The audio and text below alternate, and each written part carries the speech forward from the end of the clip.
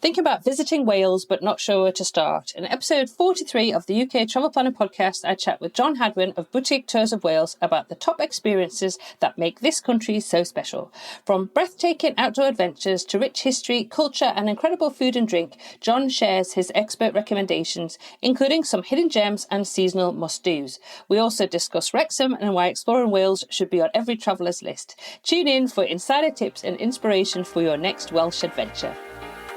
Welcome to the UK Travel Planning Podcast. Your host is the founder of the UK Travel Planning website, Tracy Collins. In this podcast, Tracy shares destination guides, travel tips, and itinerary ideas, as well as interviews with a variety of guests who share their knowledge and experience of UK travel to help you plan your perfect UK vacation. Join us as we explore the UK from cosmopolitan cities to quaint villages, from historic castles to beautiful islands, and from the picturesque countryside to seaside towns.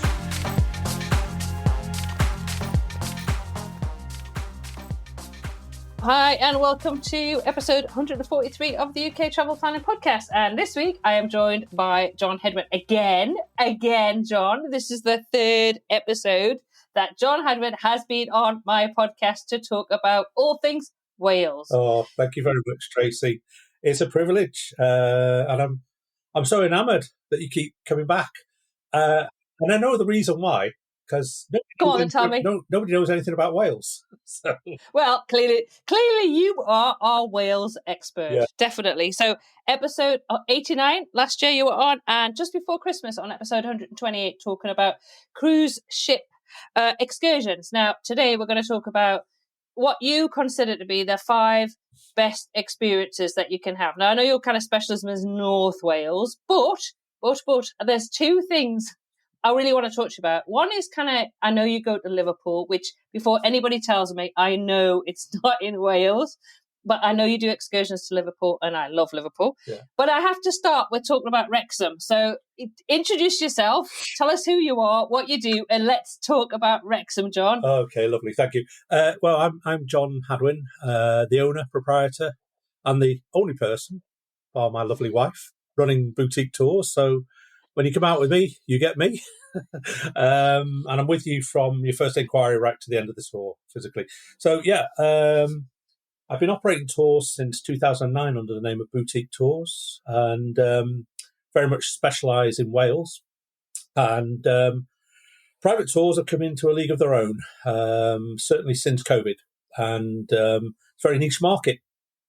And if I've got to sum up a visit to Wales, one of the best ways of doing it is actually, not that I'm blowing my own trumpet here, but public transport is not great. So if you want to get around in a very limited time, you've really got to consider making the most of that time and making the most of your visit, probably utilising somebody like myself to help you get the best out of your visit to Wales. So, yeah, we've got a beautiful country, very historic, very scenic, and what I call Britain's best kept secret. And everybody who comes out with me vouches for that. Very experienced when we go touring. So, couple of celebrities. I know you put me up there as one.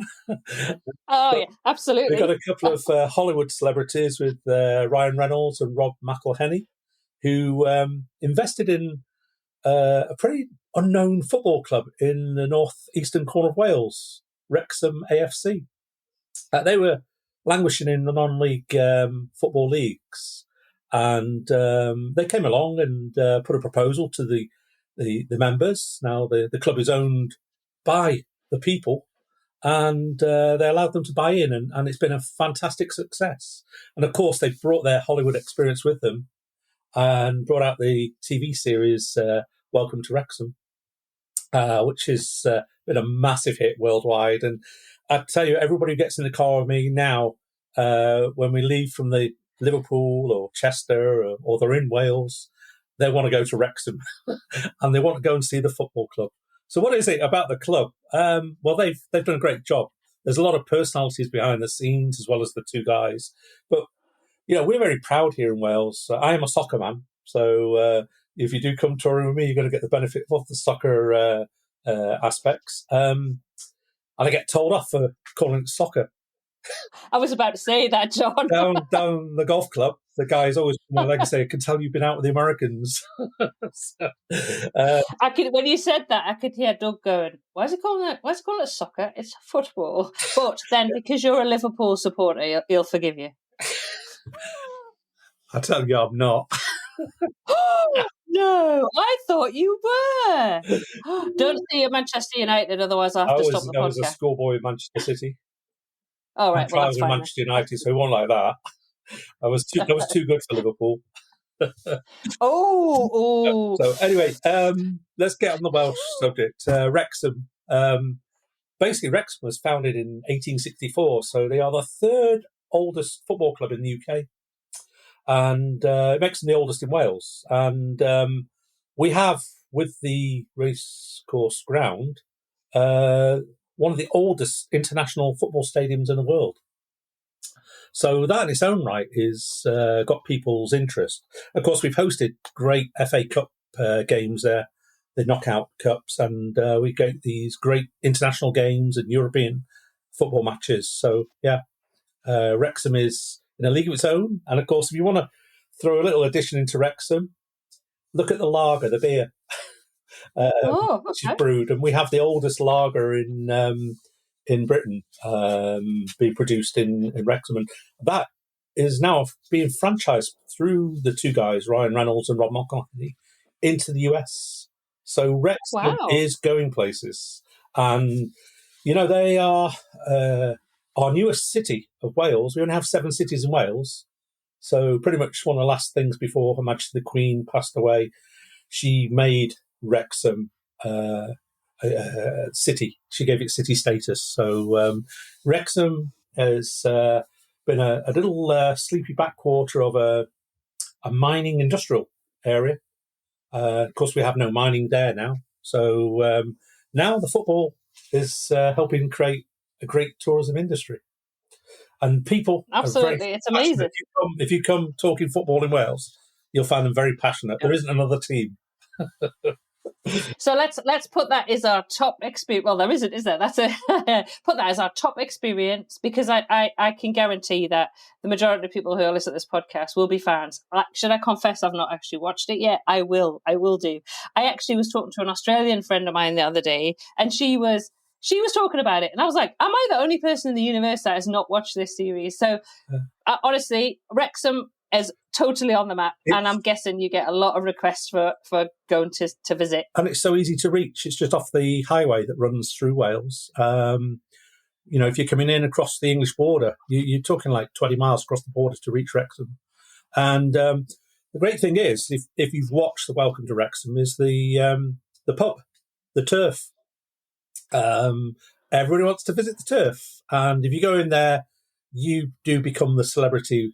If you're an international visitor, people do make time for you. And I even get people behind the bar getting a picture, photograph, pulling pints behind the bar there. Wow. Then we go around the other side of the ground and we go to the souvenir store and the shop. But if people want to come and see a game, the guys have now made international tickets a limited allocation for international visitors, because there's such a following from the US. There is a held back ticket stock for you, so you can get priority. And if you want help and assistance on the day, then make sure you get me a ticket as well, and I can come along with you and show you everything where it is, and even buy you a pint of Wrexham beer or two. That sounds like a good deal to me. I can also explain how the game goes if you don't know football, because it's a bit different to NFL.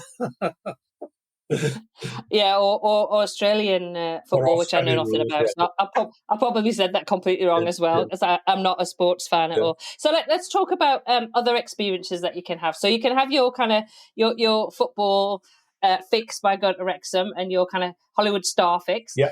What else would you suggest that people experience when they go to Wales? Well, if you're in that neck of the woods, it makes a great entrance and gateway to Wales coming in. You have a beautiful historic house down the road called Deudraeth, which is a bit of life in a manor house, from upstairs, downstairs lifestyle. So think of Downton Abbey. It's our equivalent in Wales. Further on down the road and quite close by, you've got the UNESCO World Heritage Site, the Frontenac Aqueduct. People don't know about it, probably because they can't say the name, but it sits on the UNESCO World Heritage Site of the Llangollen Canal. So in English, they will say Llangollen. In Welsh, we say Llangollen. And there's a 11-mile stretch of canal there with a stream in the sky. And you can walk across it, you can boat across it, you can kayak across it. You're about 130 feet above the River Dee, which is the border river. Wow. And the scenery is absolutely stunning. And to be honest, if I start a tour of Wales, I use that as one of my first stops. And people rave about it and said, well, everything's got to be downhill from here. And I said, no, this is just a warm-up. So, you know, when you go touring with me, I'll take you off the beaten track and up in the hills around the Dee Valley. I'll take you up onto Offers Dyke, which is a national walking trail around the backbone of Wales. And there's a little track up there I drive on, and you can get the most amazing views down into the Dee Valley, which is one of our sort of 3 areas of outstanding natural beauty in North Wales. Yeah, you've got Dinas Bran Castle, which is a fantastic little hike up into the hills there. And you're really in another world, and it's so tranquil. And it is worth you crossing the border to come and see this beauty that we have in Wales and the history that goes with it, because that is just the first of 640 listed castle sites in Wales. I was going to ask you kind of what experience you would say would showcase Welsh history and culture, but it's got to be the castles, hasn't it, really? I mean, there's so many. A lot of them are in ruins, though, I will say. Yes. I do get the odd person coming off the cruise ships, for example, saying, I'm really disappointed with the castles. They're not furnished. And I'm going, well, they are 800 years old.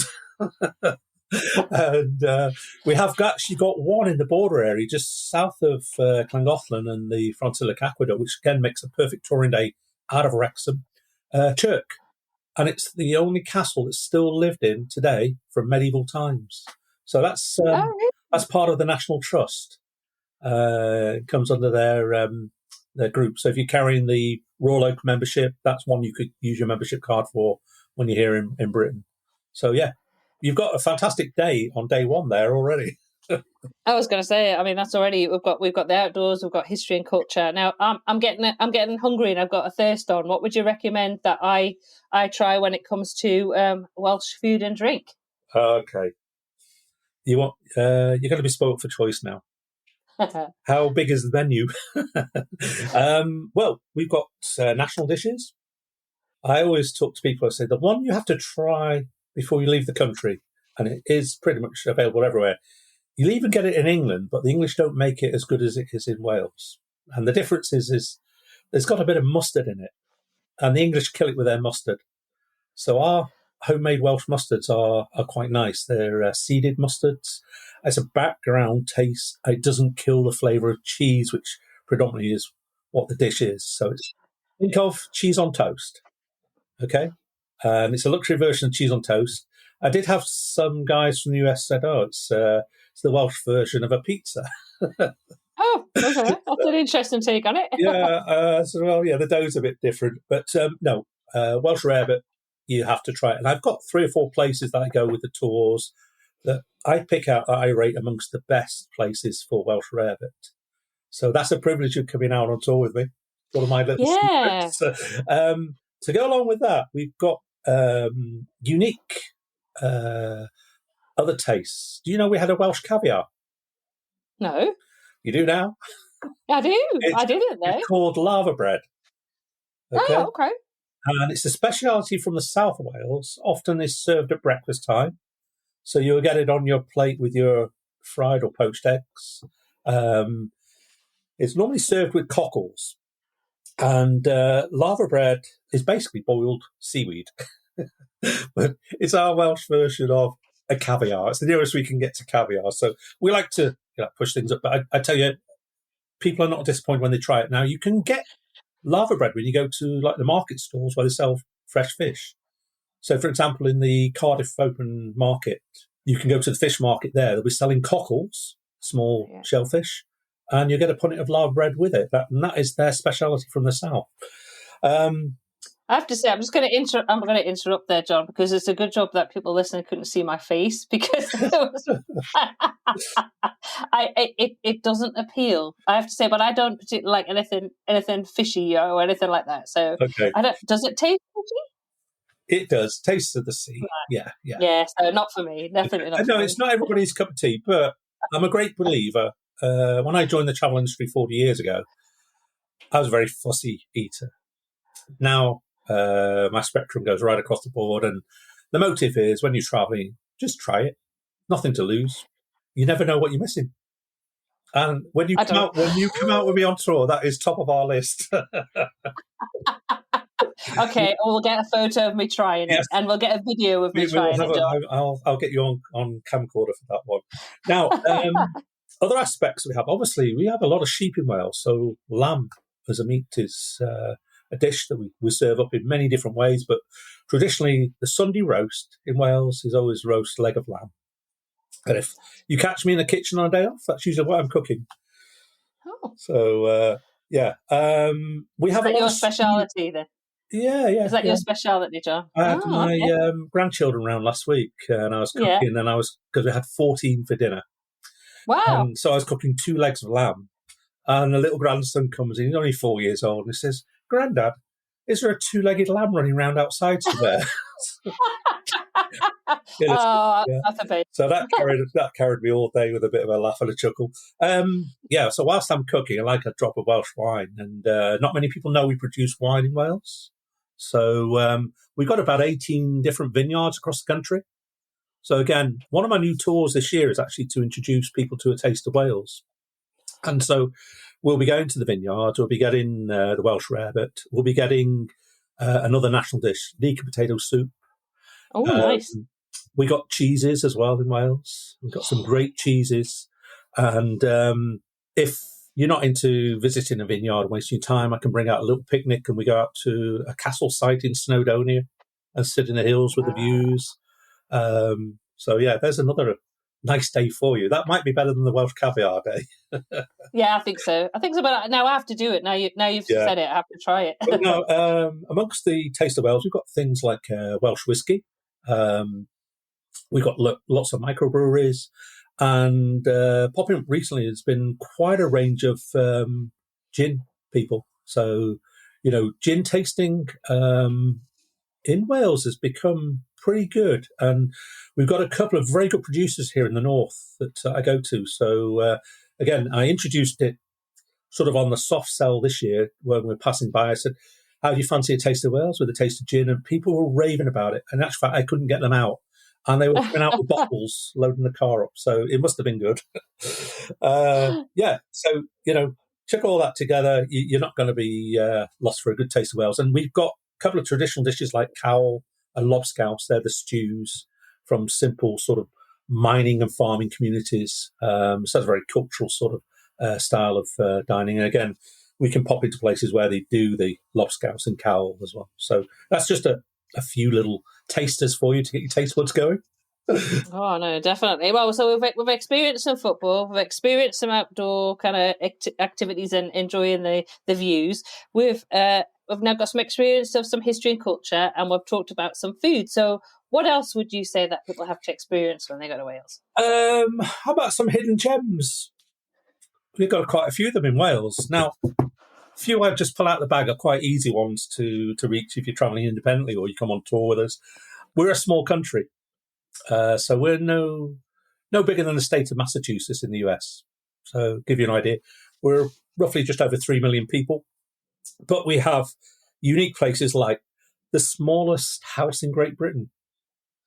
We have the smallest church or chapel, which is close by. And just down the road, we've also got the smallest cathedral. And now those all pop up on a following day from the Borderland tour we talked about just around the Wrexham area.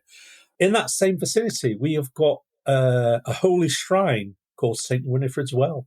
Mm. And that, when I take people there, they're amazed. Why don't we know about this? And that officially is one of the 7 wonders of Wales, which was written in a poem by a tourist in the 17th century. And it talked about Wrexham with its steeple, Gresforth with its church, Snowdon without its people, Pistol Rider, which is a waterfall, Llangollen with its bridge, and of course St Winifred's Well. So this is one of the old hidden gems. Now that shrine goes back to medieval times, and we have had kings and queens come to actually bathe in the waters there. It's got very good healing powers, and bizarrely, I've witnessed people come out cured who couldn't walk. They went in, helped in, out of wheelchairs, or they came in on crutches to the poolside, and they walked out freely, unaided. And I met a guy from Spain recently there, and he said, I come here every year to take the water because it's cured me. And he said, I was a cripple, I couldn't walk.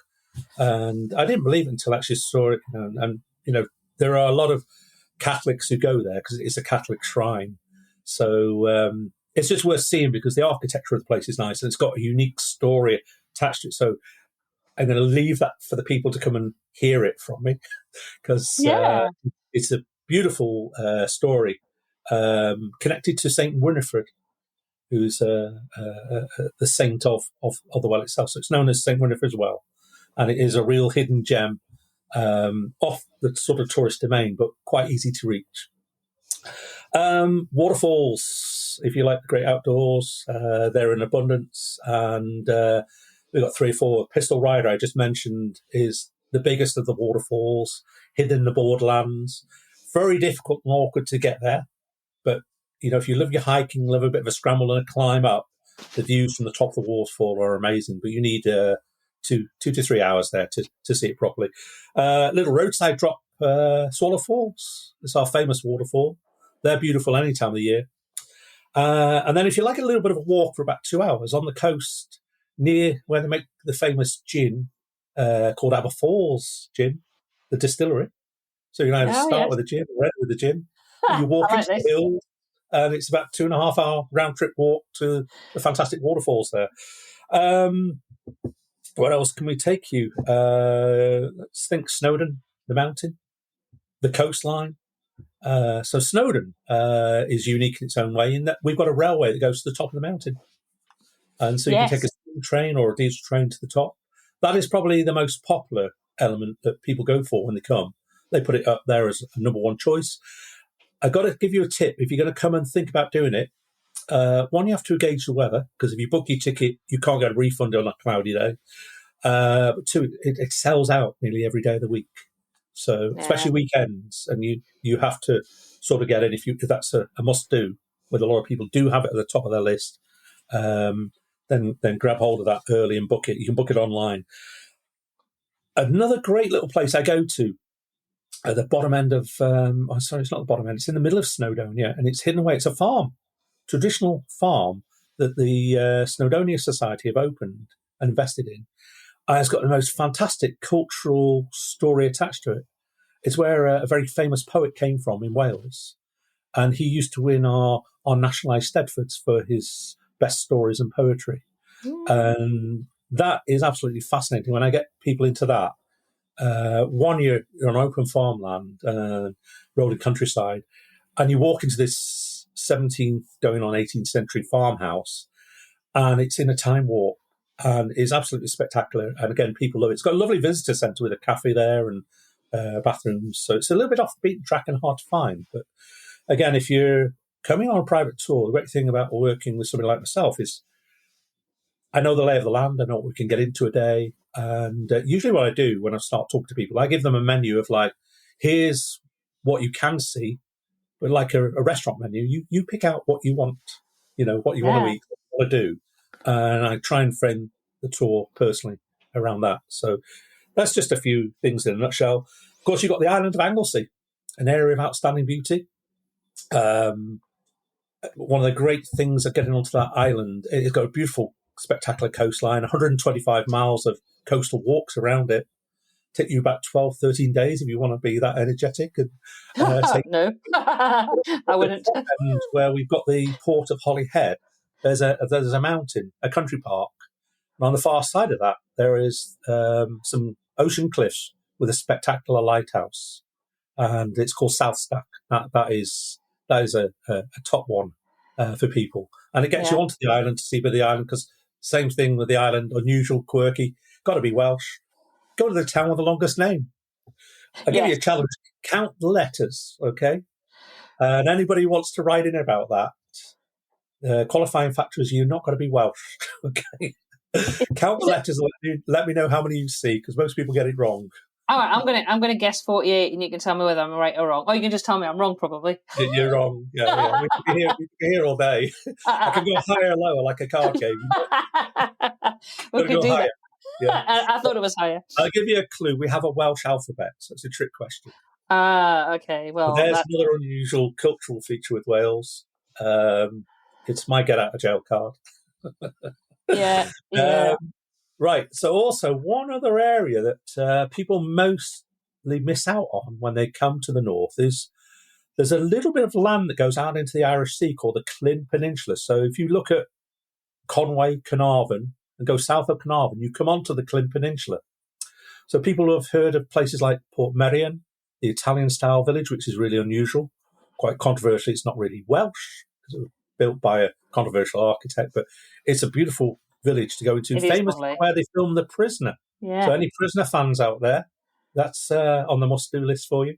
But my husband has a T-shirt from there. I'm not a number or whatever, something like that. I'm not a number. I'm a man. Yeah, they sent a big golf ball out to catch you on the sands. That's right. It is beautiful, though. It's beautiful with the painted houses and the gardens in the summer. And I'll give you a little inside tip there. Even if you're travelling independently, this is for all the people who travel independently who hire cars, don't need the tour guide. You get to Portmeirion, they've got a gate fee, and it's about £20 to go in. So it's quite expensive, but it is a unique experience. Now, the trick is if you go and have lunch at the castle before you go into Portmeirion, so the Castell Deudraeth is at the top of the drive before you go down into the village. Yeah. Have a lunch there, and as long as you have 2 courses, they give you a ticket to go in complimentary, but you've got to have the lunch first. Now, the lunch will cost you about £25 to £28, roughly. It does move around a little bit, depends what they've got on the menu. So if you budget, say, £30, you're getting like that's a free bargain. lunch. Yeah, that's a bargain. The lunch in that place is absolutely fantastic. Plus, it's a real taste of Wales, because pretty much what they do is a taste of Wales on the menu. So, that's another place you should go and see. I have been there, but I didn't do the lunch. Now, you see, I should have spoken to you before that, but yes, I have been. And we were there on a beautiful, sunny, blue sky day, and it was stunning there. It was gorgeous. Yeah, it's one of those places. I get people going in for like half an hour. People will stay in it all day. My philosophy is it's your tour. You come a long way to see it. I don't dictate, you've got half an hour here or 40 minutes or whatever. I say, I'll guide you and say, you can have if you want to see it properly, it's about 2 hours. You can stay there all day and wander through the forests. They've got hundreds of acres of land. But, a couple of hours normally you can get through the site, and allow another hour at least for lunch. Yes. Now, I'm going to put you on the spot a little bit about seasons and when is the best time or not the time to visit Wales, and if there's anything in particular that if you've got a kind of free reign and you can visit any time from January to December, that you would say, come for this because it's amazing, or don't come in this period of time because it's not great time to come to Wales. What would you say? Right. We are Britain, so we're on the west side of Britain. We get the westerly weather that comes in off the ocean, so we do attract a little bit of rain. So you can get rain any time of the year. Funny enough, last year we had the highest rainfall on record. But normally, I would say if you want the best time of year to visit, May and June. I'll give you an example of how popular that is. I pretty much sell out for May and June by the end of February. So, that tells you it's one of the most popular times. September's also popular. You're going to get the main summer season, July, August, when the kids are off school. So that's not everybody's favourite time to come, because we've got quite a big UK holiday market that comes in and takes the domestic holidays in Wales. So there's lots of cottages, farmhouses B&B hotels, etc. So we've got beautiful beaches and coastlines. So that's what people come for. The bucket and spade brigade, as we call them. Yes. If you're going to come and if you like hiking and walking, then it's a great destination. There are thousands of miles of trails. We have 870 miles of coastline to walk. We have the unique Offers Dyke through the backbone of Wales. If you've never heard of it, look it up. Offers Dyke was so-called constructed by the King of Mercia, who was known as King Offa, in around about the late 6th, early 7th century. During COVID, we were doing some excavations, and there's a best preserved section is in mid-Wales on the border with England, and they were digging up lots of Roman artefacts. And they were saying that the archaeologists, that they're predating it sort of 300 to 500 years earlier in time, which puts it into the Roman occupation. So they're trying to prove it was actually built by the Romans now and not Offa. We think Offa put his name on it after the Roman occupation to keep the unruly Welsh out of England. Oh, to take the glory. I built it. Yeah, hiking is a fantastic thing. But season-wise, if you go to mountains, you can get 4 seasons in a single day. We can get snow from November to March, April in the mountains. Must say we haven't had a lot of heavy snow. It tends to be quite light, so the roads still run clear. It's when you go out into the mountains, when you're trekking underfoot, that they get quite icy and quite dangerous. And we have wardens at all the major walk points, usually saying the walks are safe or not safe. And my advice is you take the advice of the warden there. Don't attempt to go on the mountains. People do come up for days out, for example, and ignore their advice, and they're the ones that end up in trouble. So, yeah. Wales is beautiful no matter whether it's wet or sunny. And I have had quotes like that on TripAdvisor from touring days that it was a rainy day, but wow, he brought the destination alive with all the history and all the things to see and do. And there are places to go indoors on a wet day. Places like Plas Newydd on the Isle of Anglesey, it's National Trust. Penrhyn Castle. It's not a medieval castle; it's what we call a folly. So there was a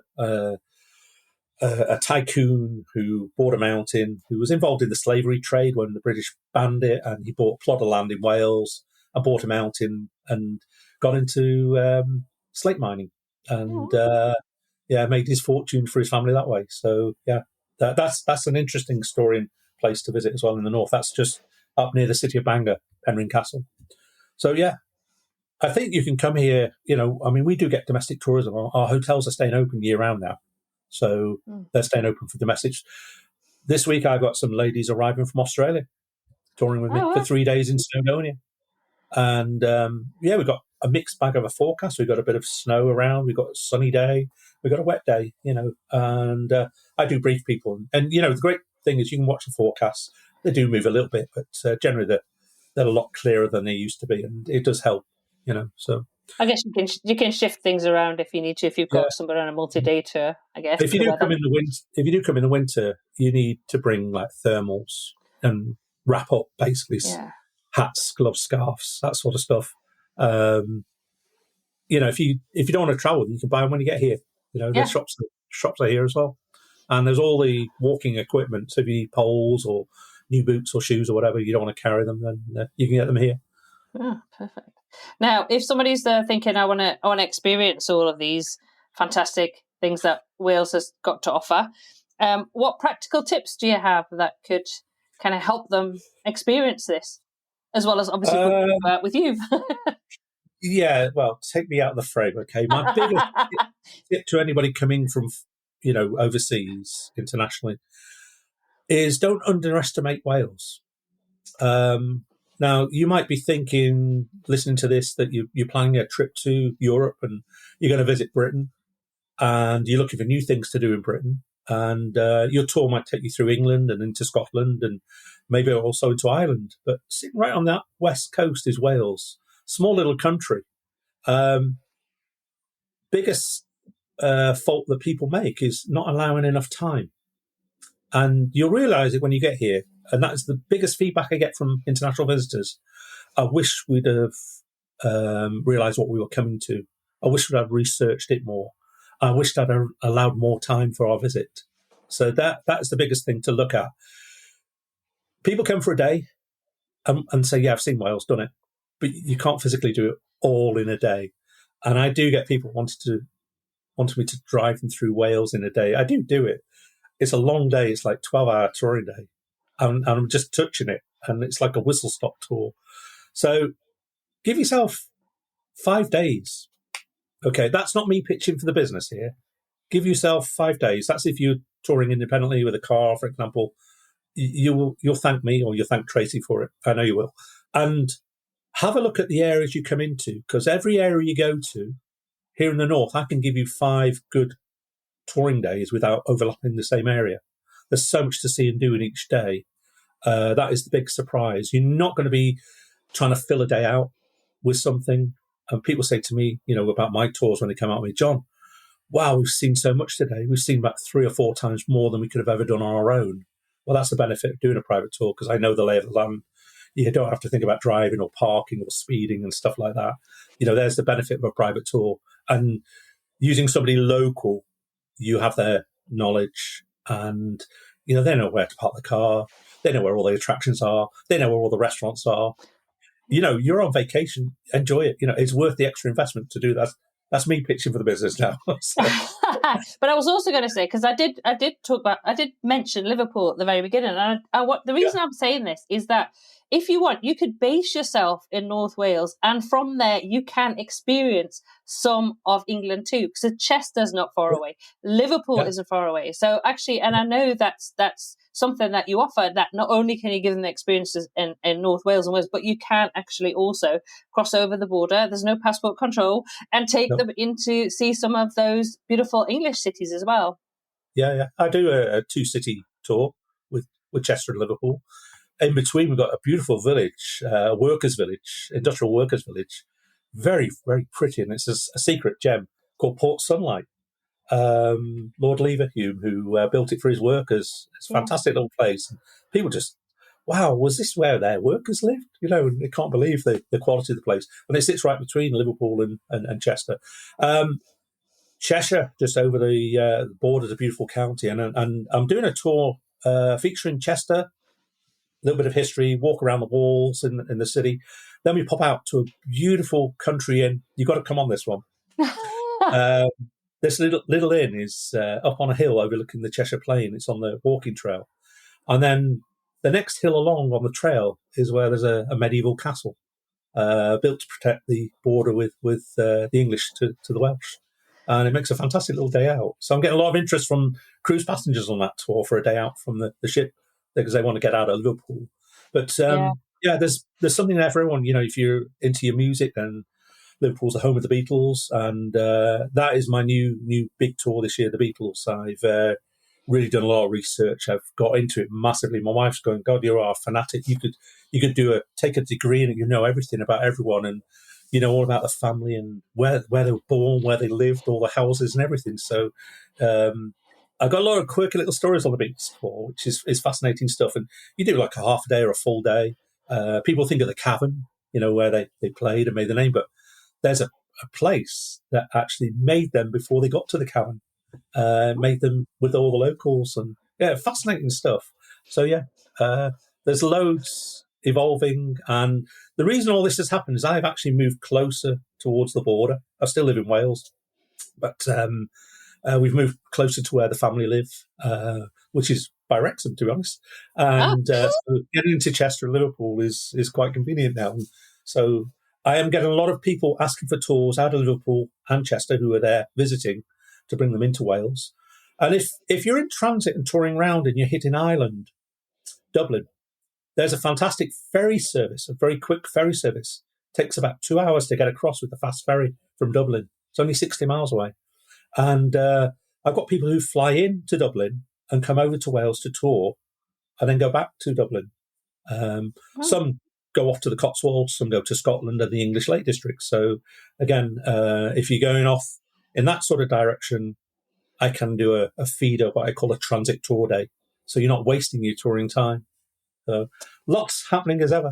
There is. There's lots. I'm just trying to think how I'm actually going to ever go out on a day with you, because there's so many I want to go out on, but you're so busy, you get booked up so well in advance because you're so popular. I don't know, and I'll be back later on in the year in the UK, so maybe we can sort something out then, John. Definitely.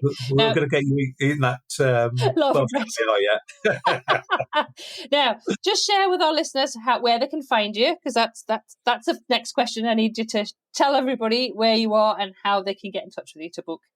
Okay, so you'll find the website at www.boutiquetours.wales. That's without the H, because everybody tries to put a H in. WALES. So Wales, we're not the ocean animal. Okay. You can also WhatsApp me. You can email me, which is simply info. There's a contact form on the website, so that's the easiest one to use, because if you fill that out, I've got some of your details, and you can tell me what you're looking for. And if you've got nothing like planned and you want guidance, then that's where I come in. I'm a very good tour planner.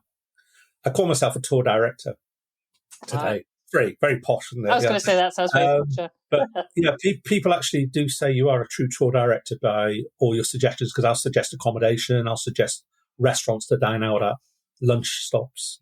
So it's more than just putting a tour together. It's all the little extras, so it's one-stop shop, basically. Perfect. Well, I will put a link to your website in the show notes at uktravelplanner.com/episode 143. Can you believe it? Episode 143. I can't believe I'm at that point. I'm not sure. I know you will be back on the podcast, I'm sure, sometime this year, John, but thanks so much for coming on again and chatting about your tours and about all things Welsh. Yeah, my great pleasure. Message to everybody listening in. Please do look us up in Wales, because you are in for a great surprise and a beautiful destination. It won't fail. I promise you that. And I did say to somebody, when you go on tour with me, if it doesn't hit the mark, you get a full refund. Oh, okay. Well, I'm sure it will hit the mark. You're that confident, 100%. Yeah. That's the feedback from everybody, is always so positive when they come to Wales. Perfect. Oh, thanks, John. Lovely. Thank you again. I look forward to the next one. Thank you for tuning in to this week's episode of the UK Travel Planning Podcast. As always, show notes can be found at uktravelplanning.com. If you've enjoyed the show, why not leave us feedback via text or a review on your favourite podcast app?